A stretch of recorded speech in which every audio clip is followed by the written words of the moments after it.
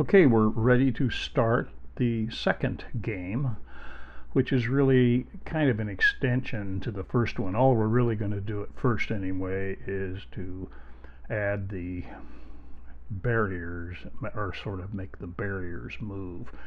Now, first thing we're going to do is change the name to the second game, but we first have to make a copy. Save as a copy. And now there are two in your My Stuff folder. By the way, you click on your name here and you go to My Stuff. When you do it, you'll see both of them. So now you can change the name and get rid of the copy part. And we'll call this second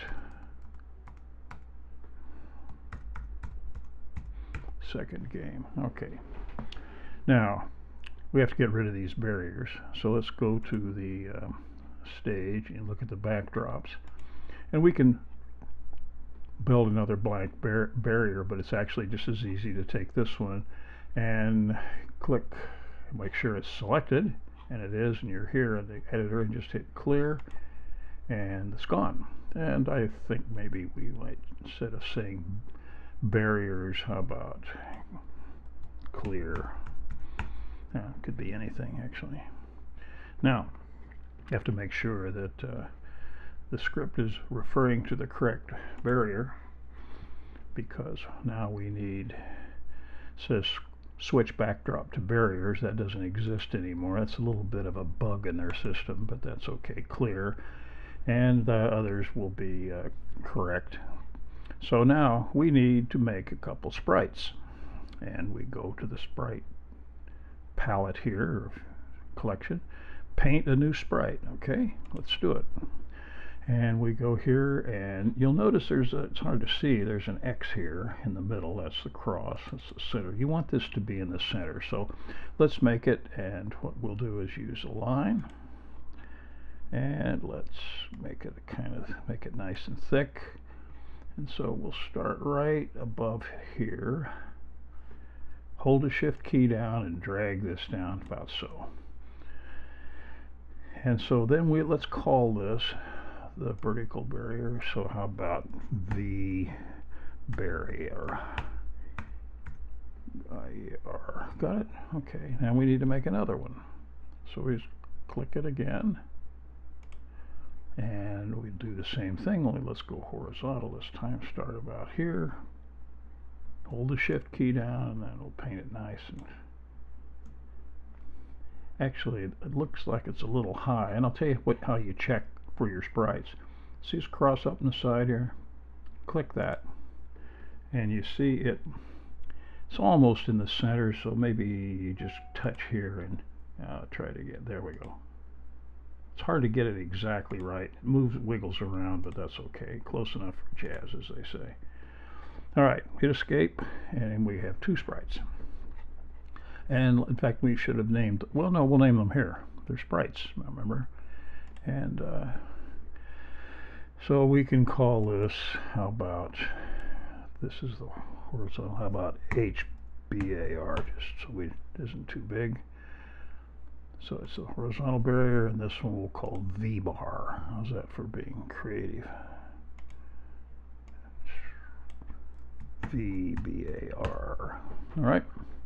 Now we have them named. Now they're going to need scripts. Okay. Now we know. Let's get rid of this. We know that when we write scripts, that we almost always start with an event, and we need to make some and then we're going to follow with a forever, because these are going to be moving all the time. We'll just set it here for now. And we need some blocks, right? So what do we need? We need the setup block. Remember, you get two things. You get the setup here, and we'll put it here. And we probably are going to need a reset block, so let's do that. Okay. And the reset, we'll put it over here, and the reset will go, we'll probably do it in here somewhere. I'll set it here for now. And then we're going to need move. So let's do move. And we click chip OK. And the move block will be here. And we know where we'll put that. We'll put that in the forever block. In fact, forever will go right up here and slip right into that notch. Now inside, we're also going to have another thing. The idea, remember, if you read the text, that what we're going to do is when these characters run into each other, then we're going to pause 5 minutes and point a sign and so forth. So we need to know when they touch, and so we'll make another block called isTouch, O-U-C-H, the H bar. And so that's because, remember, we're in the vertical bar now. Okay. And so we define what we do when that happens, and then we put this here. So now all we have to do, as they say, is fill in the details, and we can do that. But before we do that, let's do the same thing for the H bar. Okay, now let's take this H bar and let's move it. We'll probably want to say start it over here somewhere, and if we do that, we already have a nice position for X and Y. Since it usually keeps the last one here, yeah, about this is fine. So this is where we will go when we reset it. We'll always start there, and we will then want to position it. And let's position it, instead of pointing it to the right, let's point it to the left. That turns out not to matter too much, but then I think we ought to show it because we're going to make it disappear later. So we have this, and that should get us going. Now we need move. Okay, so one of the things we can think about moving is to just move it so much. So let's just see if this works. But then it just sort of disappears off to the left.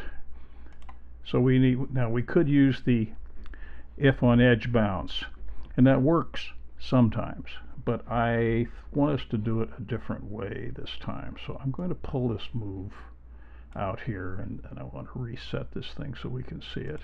There we go. Okay, so what we're going to do is, instead of using just the forward, which is the only way you can move, or forward and backward, is to use the X and Y coordinates. Now we're going to move this. This is the X direction. So what we want to do is, when we move, we want to change X by a certain amount. Now we're going to we want it to be positive sometimes and negative sometimes. So what we need to do is to take our data and start a new variable, and we're going to call it this X step, and it will be just for this sprite. Okay, and we're going to change this X by X step. We don't have X step set yet, so let's set X step to something here. Let's set it to 2. Now what will happen here is that it will then, if we kick this off, see, it keeps going. It'll just keep going until it disappears. Okay, and it moves. Even though we pointed it this way, the pointing doesn't matter. It's the X coordinate that matters. So this direction is sort of immaterial, whether it's plus or minus, because we're going to use this X. Now what we need to do, let me get this out of the way, is we need to do a sensing thing. We need to sense when it hits the edge. And notice there's this touching thing here. It says mouse pointer on it, but you can guess it probably has an edge in here. Yep, there it is. If touching edge. So let's grab an old if statement here, and we'll say if we're touching the edge, and then we put it in. Remember, you have to put it in this way, get the white mark. If this, then what we want to do is to change the sign of X step. So what we want to do then is come back to data. We could say, first thing I'd think of is let's change X step by, since it was +2, let's change it by, let's don't change it. Let's reset it. We could set it to minus. We could set it to -2. All right, I'm going to put that right here. See what happens. Bounces off very nicely. It keeps going here. Now it's going to hit the edge, and when it hits the edge, what's it going to do? It's going to keep going. Why? Because you're setting it to -2. So it just keeps setting it to -2, and that's not what we want. We want to do the following. Go to an operator, and we see this minus thing.